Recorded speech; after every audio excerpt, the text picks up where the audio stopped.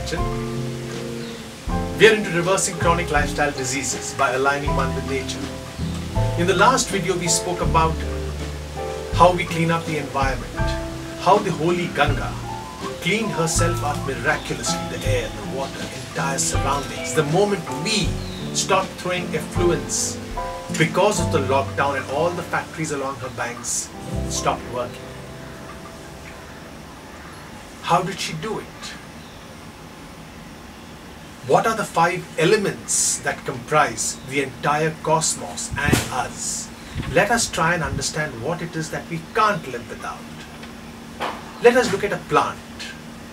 Can a plant survive without earth, which is the nutrition that she needs? Can a plant survive without water? Can a plant survive without fire, which is the sun? Can it survive without air?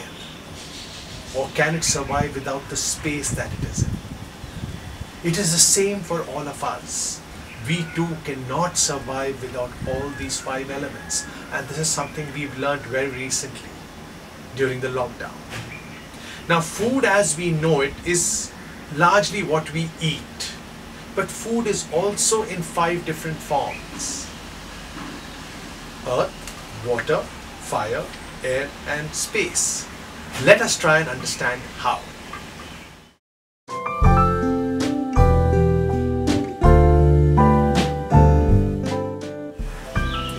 The earth element. The question is, why do we need it? We need it for nutrition.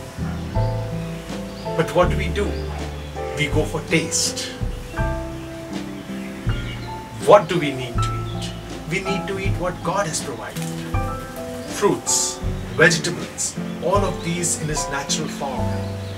But we prefer and choose to eat stuff which is full of insecticides, pesticides, whether we choose that or not.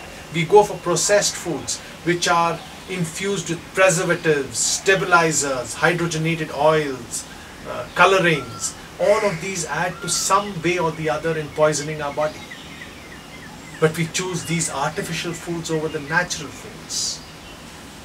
How do we need to eat? We need to eat only when we are hungry. We need to chew it well so that it gets pre-digested and we conserve our energy. How much do we need to eat? We need to eat to stay light. It's like a washing machine. If you stuff it with clothes and you put as much detergent and water, is it going to clean the clothes well? Probably not. If you stuff yourself with food, is the food going to be digested within? And only what is digested actually goes to helping promote health. Think about this.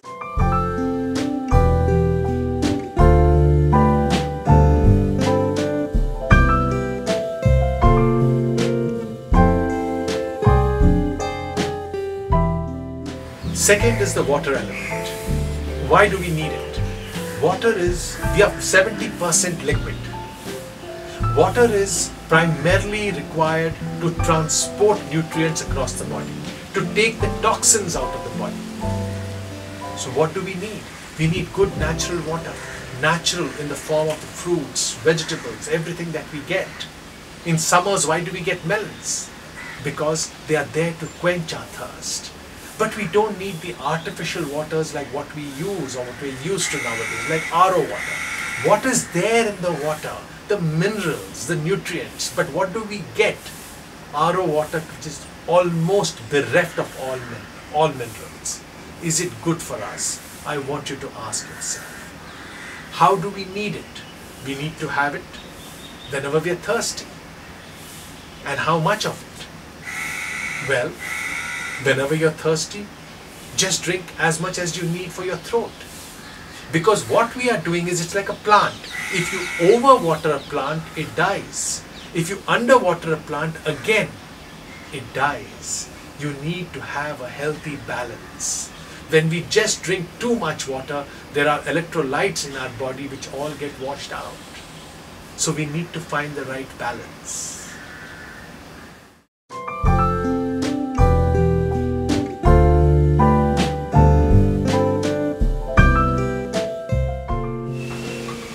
The third element is the fire element, which is signified by the sun. All life on earth happens because of the sun. Photosynthesis. Even how does it affect us? When it falls on the skin, due to a biochemical reaction, we produce vitamin D3, a great antidepressant. It helps us to absorb calcium, very important for our bones. When it falls on our forehead, it activates the entire endocrinal system through the pineal gland. The sun tells us about the circadian rhythm, when it is day, when it is night, to produce serotonin, to produce melatonin. That is what the sun is there for. How do we need to get the sun? By going and exposing ourselves to the sun. How much? About 1 hour, half an hour, whatever you can, in the first 1 or 2 hours of the morning sun, till you feel any discomfort. It is good for you.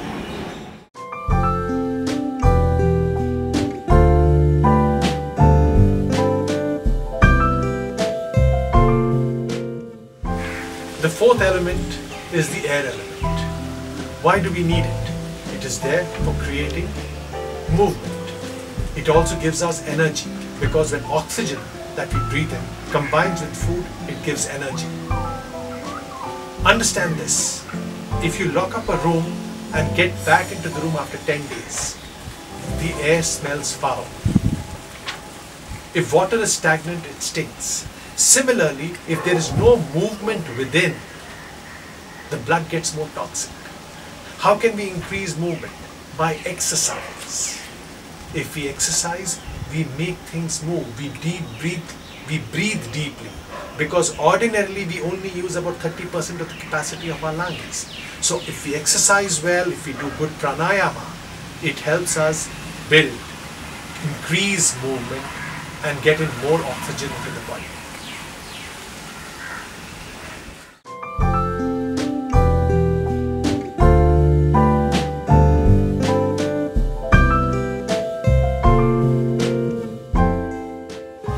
The fifth, the most subtle and the most important element, space. Why do we need it? It helps us stay light.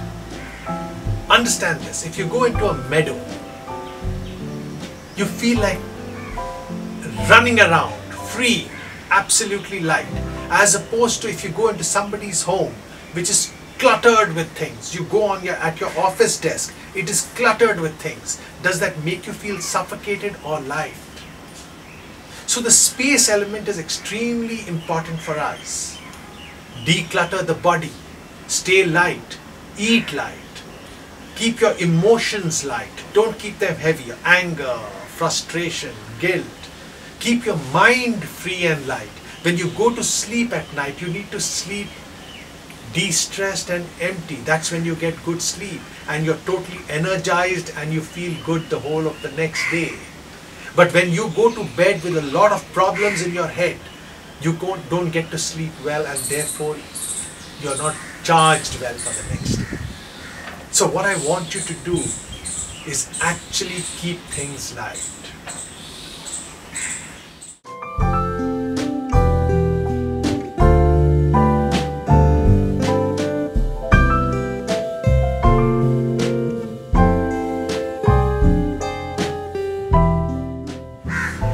So what do we understand after these 5 elements? Can you say I won't water the plants for the next 3 days or 5 days? Can you say I won't expose it to the sun or give it nutrition? You can't. Similarly for us, we need a healthy dose in a balanced way of each of these elements to keep us healthy.